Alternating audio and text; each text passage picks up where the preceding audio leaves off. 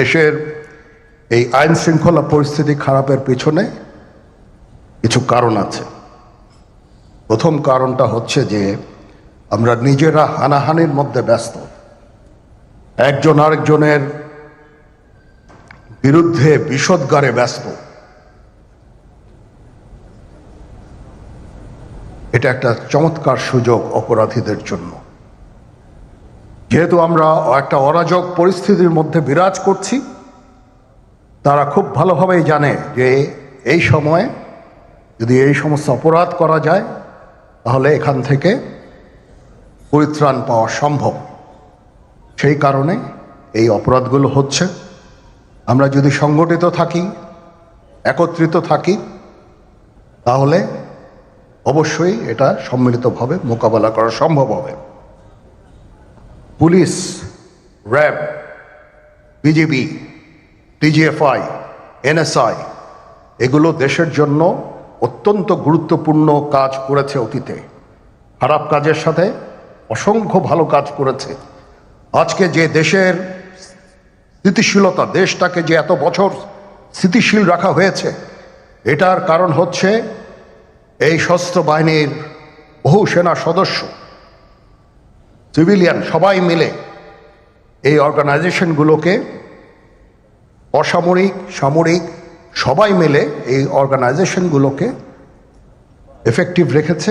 সেই জন্য আজকে সুন্দর, এতদিন ধরে আমরা একটা সুন্দর পরিবেশ পেয়েছি। এর মধ্যে যারা কাজ করেছে, যদি অপরাধ করে থাকে সেটার শাস্তি হবে, অবশ্যই শাস্তি হতে হবে, না হলে এই জিনিস আবার ঘটবে। আমরা সেটাকে বন্ধ করতে চাই চিরতরে, কিন্তু তার আগে মনে রাখতে হবে আমরা এমনভাবে কাজটা করব এই সমস্ত অর্গানাইজেশনগুলো যেন আন্ডারমাইন না হয়। আজকে পুলিশ সদস্য কাজ করছে না, এটা বিশাল বড় কারণ হচ্ছে অনেকের বিরুদ্ধে মামলা, অনেকে জেলে। RAB, BGB, DGFI, NSI panicked. বিভিন্ন দোষারোপ, গুম, খুন ইত্যাদি তদন্ত চলছে। অবশ্যই তদন্ত হবে, দোষীদের বিচারের আওতায় আনতে হবে। এমনভাবে কাজটা করতে হবে যেন এই অর্গানাইজেশনগুলো আন্ডারমাইন না হয়। এই অর্গানাইজেশনগুলোকে যদি আন্ডারমাইন করে আপনারা মনে করেন যে দেশের শান্তি শৃঙ্খলা বিরাজ করবে, সবাই শান্তিতে থাকবেন, সেটা হবে না, সেটা সম্ভব না। আমি আপনাদের পরিষ্কার করে বলে দিচ্ছি, এই দেশের শান্তি শৃঙ্খলা রক্ষার দায়িত্ব খালি সেনাবাহিনীর না। 2 লক্ষ পুলিশ আছে, বিজিবি আছে, র্যাব আছে, আনসার বিডিপি আছে, আমার আছে হচ্ছে 30,000 সৈন্য। এদেরকে আমি এই যে একটা বিরাট ভয়েড, আমি এই 30,000 সৈন্য দিয়ে আমি কিভাবে এটা পূরণ করব? 30,000 থাকে, আবার 30,000 চলে যায় ক্যান্টনমেন্টে, আরো 30,000 আসে। এটা দিয়ে আমরা দিন রাত আমরা চেষ্টা করে যাচ্ছি। এখানে যে সমস্ত উচ্ছৃঙ্খল কাজ হয়েছে সেটা আমাদের নিজস্ব তৈরি, এটা আমাদের নিজস্ব ম্যানুফ্যাকচার, আমরা নিজস্ব এইগুলো তৈরি করেছি। এই বিপরীতমুখী কাজ করলে কেসে কখনো শান্তি শৃঙ্খলা আসবে না, এই জিনিসটা আপনাদের মনে রাখতে হবে। ভিশনের ফুলঝুরি মেগা অফারে ফ্রিজ কিনলেই পাচ্ছেন 16 পিসের আকর্ষণীয় গিফট বক্স একদম ফ্রি। আজকে একটা বেদনা বিধুর দিবস। 2009 সালের 25শে ফেব্রুয়ারি আমরা এই 57 জন চৌকস সেনা অফিসার, এবং শুধু তাই নয়, আমাদের কিছু কিছু পরিবারবর্গর সদস্যদের আমরা হারিয়েছি। এখানে আসার সময় এই ছবিগুলো আমি দেখছিলাম। এই ছবিগুলো আপনারা অনেকে ছবিতে দেখেছেন, কিন্তু এগুলো আমার সব চাক্ষুষ দেখা। আমি একটা চাক্ষুষ সাক্ষী এই সমস্ত বর্বরতার। একটা জিনিস আমাদের সবসময় মনে রাখতে হবে, এই বর্বরতা কোনো সেনা সদস্য করেনি, সম্পূর্ণটাই তদানীন্তন বিজিবি সদস্য দ্বারা সংঘটিত। Full stop. এখানে কোনো ইফ এবং বাট নাই। এখানে যদি ইফ এবং বাট আনেন, এই যে বিচারিক কার্যক্রম এতদিন ধরে হয়েছে, 16 বছর ধরে 17 বছর ধরে যারা জেলে আছে, যারা কনভিক্টেড, সেই বিচারিক প্রক্রিয়া ব্যাহত হবে। এই জিনিসটা আমাদের খুব পরিষ্কার করে মনে রাখা প্রয়োজন। এই বিচারিক প্রক্রিয়াকে নষ্ট করবেন না। যে সমস্ত সদস্য শাস্তি পেয়েছে তারা শাস্তি পাওয়ার যোগ্য। এখানে কোনো রাজনৈতিক নেতৃবৃন্দ এর মধ্যে উপস্থিত ছিল কিনা, ইনভলভ ছিল কিনা, বাইরের কোনো শক্তি এর মধ্যে ইনভলভ ছিল কিনা, সেটার জন্য কমিশন করা হয়েছে। কমিশনের চেয়ারম্যান এখানে আছেন, উনি এটা বের করবেন এবং আপনাদের জানাবেন। বটম লাইন হচ্ছে যে এই সমস্ত আমাদের এই চৌকস সেনা সদস্য যারা প্রাণ হারিয়েছেন, তারা প্রাণ হারিয়েছেন তদানীন্তন বিডিআর সদস্যদের গুলিতে। আমরা নিজেরা এই সমস্ত জিনিস নিয়ে অনেক ভিন্ন মত পোষণ করছি। কেউ কেউ এই জিনিসটাকে ভিন্ন খাতে প্রবাহিত করার চেষ্টা করছি। সেটা আমাদের জন্য মঙ্গলজনক হবে না। আজকে যদি আমার যে উপদেশ আমি কিছু দিয়ে যাব, সেটা যদি আপনারা গ্রহণ করেন, আপনারা লাভবান হবেন, আমি এটা আপনাদের নিশ্চিত করছি। আমরা নিজেরা ভেদাভেদ সৃষ্টি না করি, আমরা নিজেরা ইউনাইটেড থাকি। আমাদের মধ্যে যদি কোনো সমস্যা থেকে থাকে, কোনো ব্যত্যয় থেকে থাকে, কোনো গ্রিভান্সেস থেকে থাকে, সেটা আমরা আলোচনার মাধ্যমে সমাধান করব। এটার জন্য ডানে বায়ে দৌড়িয়ে কোনো লাভ হবে না, নিজের ক্ষতি ছাড়া কোনো লাভ হবে না। আমি আপনাদের এই জিনিসটা নিশ্চিত করে দিচ্ছি। কিছু কিছু সদস্যদের দাবি যে তারা 2009 সাল থেকে আজ পর্যন্ত বিভিন্ন শাস্তি পেয়েছেন। কেউ কেউ দায়ী করছেন যে তারা অযাচিতভাবে শাস্তি পেয়েছেন। এটার জন্য আমি একটা বোর্ড করে দিয়েছি, একজন লেফটেন্যান্ট জেনারেল সেই বোর্ডের সদস্য। প্রথম ফেজে 51 জন সদস্যর ব্যাপারে আমার কাছে রিকমেন্ডেশন নিয়ে এসেছে। তার রিকমেন্ডেশনের অধিকাংশই আমি গ্রহণ করেছি এবং আরও বেশি আমি দিয়েছি।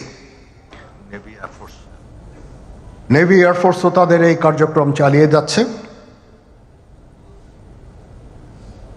আমার স্ট্যান্ড পয়েন্ট হচ্ছে, যদি কেউ অপরাধ করে থাকে সেটার জন্য কোনো ছাড় হবে না, বিন্দু মাত্র ছাড় নাই।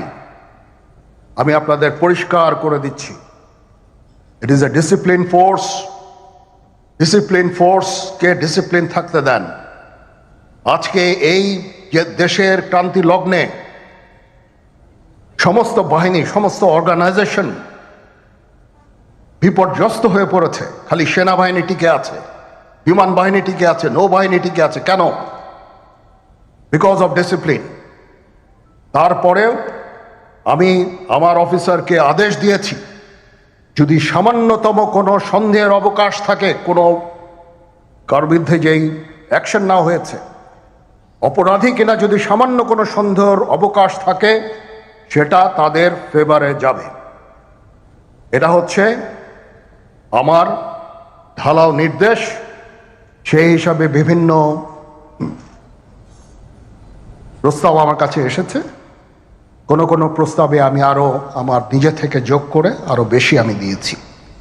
এভাবে পর্যায়ক্রমে অফিসাররা অ্যাপিয়ার করবে, আসবে এবং তাদের এই জিনিসগুলো আমরা দেখব। দেখে যদি মনে হয় যে তাদেরকে করার অবকাশ আছে কিছু, অবশ্যই আমরা করব। এটা ন্যায় নীতিতে আমরা প্রতিষ্ঠিত থাকব ইনশাআল্লাহ। আপনারা কিছু মনে করবেন না, আজকে আমি একটু পরিষ্কার করে আমি কথা বলতে চাই। আপনাদের সবার হয়তো ভালো নাও লাগতে পারে, কিন্তু বিশ্বাস করেন, আমার এটা যদি আপনারা গ্রহণ করেন, আপনারা লাভবান হবেন, কোনো ক্ষতি হবে না দেশের। আমার অন্য কোনো আকাঙ্ক্ষা নাই। আমার একটাই আকাঙ্ক্ষা, দেশ এবং জাতিটাকে একটা সুন্দর জায়গায় রেখে ছুটি করা। I had enough. Was last 7-8 months I had enough. আমি চাই দেশ এবং জাতিকে একটা সুন্দর জায়গায় রেখে আমরা সেনানিবাসে ফেরত আসব।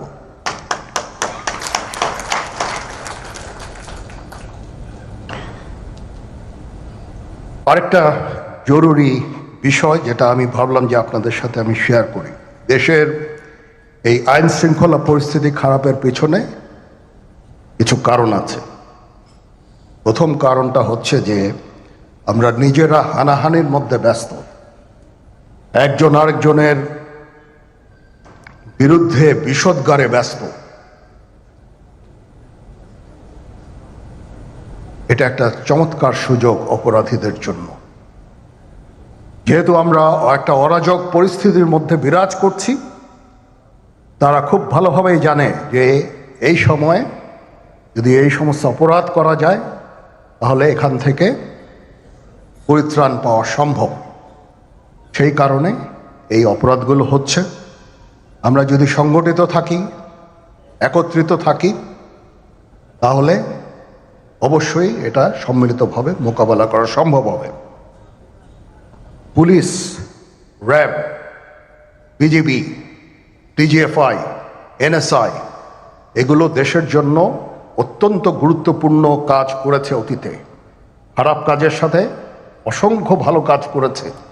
আজকে যে দেশের স্থিতিশীলতা, দেশটাকে যে এত বছর স্থিতিশীল রাখা হয়েছে, এটার কারণ হচ্ছে এই সশস্ত্র বাহিনীর বহু সেনা সদস্য, সিভিলিয়ান সবাই মিলে এই অর্গানাইজেশনগুলোকে, অসামরিক, সামরিক সবাই মিলে এই অর্গানাইজেশনগুলোকে এফেক্টিভ রেখেছে।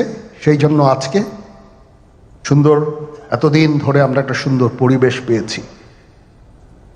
এর মধ্যে যারা কাজ করেছে, যদি অপরাধ করে থাকে সেটার শাস্তি হবে, অবশ্যই শাস্তি হতে হবে। দেশের বর্তমান অন্তর্বর্তীকালীন সরকার 10 মাসেও জাতীয় নির্বাচনের সুস্পষ্ট তারিখ ঘোষণা করেনি। ফলে রাষ্ট্র এবং রাজনীতিতে এক ধরনের অনিশ্চয়তা সৃষ্টি হয়েছে, এবং এই অনিশ্চয়তা সৃষ্টি হওয়ার কারণেই আমরা যদি খেয়াল করি, দেশে অর্থনৈতিক কর্মকাণ্ড বলা যায় প্রায় স্থবির হয়ে পড়েছে। জনগণের ভোটে নির্দিষ্ট মেয়াদের একটি স্থিতিশীল সরকার না থাকায় দেশে কাঙ্ক্ষিত বিনিয়োগও হচ্ছে না। আমরা এখানে উপস্থিত প্রায় প্রত্যেকেই গণমাধ্যমে খবরে দেখেছি, ব্যবসায়িক সংগঠনগুলো বলছে নানা কারণে ইতিমধ্যেই শত শত শিল্প কলকারখানা বন্ধ হয়ে গিয়েছে। আরো অনেক কলকারখানা বন্ধ হওয়ার উপক্রম হয়ে পড়ছে। বিভিন্ন সেক্টরে এ ধরনের অস্থিরতা বিরাজ করছে। জনগণ তাদের সমস্যার সম্ভাবনার কথা সরকারের কাছে তুলে ধরার বা বলার কোনো সুযোগ তারা পাচ্ছে না।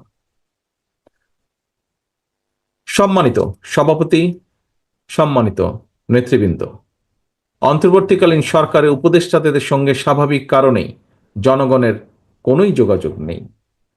বিভিন্ন শ্রেণী পেশার মানুষের সমস্যা, সম্ভাবনা কিংবা দুঃখ দুর্দশা সম্পর্কে অনেক উপদেষ্টাই ওয়াকেফাল নন। তারা অফিসে বসে ফাইলপত্র দেখে জনগণের সমস্যা চিহ্নিত করে সমাধানের চেষ্টা হয়তো কেউ কেউ করছেন।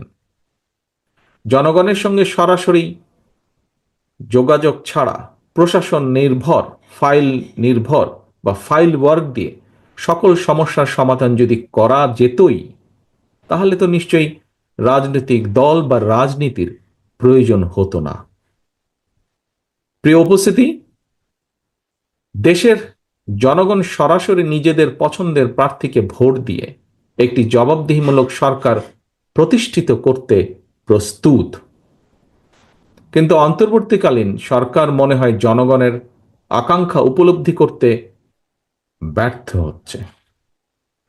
গণতন্ত্রের পক্ষের প্রতিটি রাজনৈতিক দলের পক্ষ থেকে লিখিতভাবে অন্তর্বর্তীকালীন সরকারের কাছে সংস্কার প্রস্তাব দেওয়া হয়েছে এরই ভিতর। সংস্কারের ব্যাপারে কিন্তু কোনো রাজনৈতিক দলেরই তেমন কোনো আপত্তি নেই।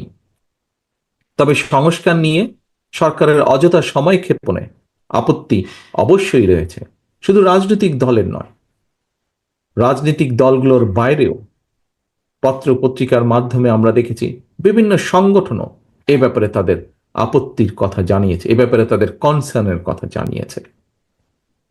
এবং এ কারণেই আমরা মনে করি প্রস্তাবিত সংস্কার শেষ করে যদি তাদের ইন্টেনশন সঠিক থাকে, গণতন্ত্রের পক্ষে থাকে, আমরা দাবি করেছি ডিসেম্বরের ভিতরে নির্বাচন দিতে, তবে আমি এটাও মনে করি বিভিন্ন বিষয় বিবেচনা করে সংস্কার প্রস্তাব শেষ করে, যেহেতু কম বেশি সকল বিষয় অধিকাংশ দলগুলোর মধ্যে মত রয়েছে, একমত রয়েছে, ডিসেম্বরের আগেও নির্বাচন করা সম্ভব। আমি অন্তর্বর্তীকালীন সরকারের কাছে আবারও আহ্বান জানাই, জনগণের আকাঙ্ক্ষাকে ধারণ করুন, অবিলম্বে ডিসেম্বরের মধ্যেই সুনির্দিষ্ট দিনক্ষণ দিয়ে জাতীয় নির্বাচনের তারিখ ঘোষণা করুন। এখানে অন্তর্বর্তীকালীন সরকারের জয় বা পরাজয়ের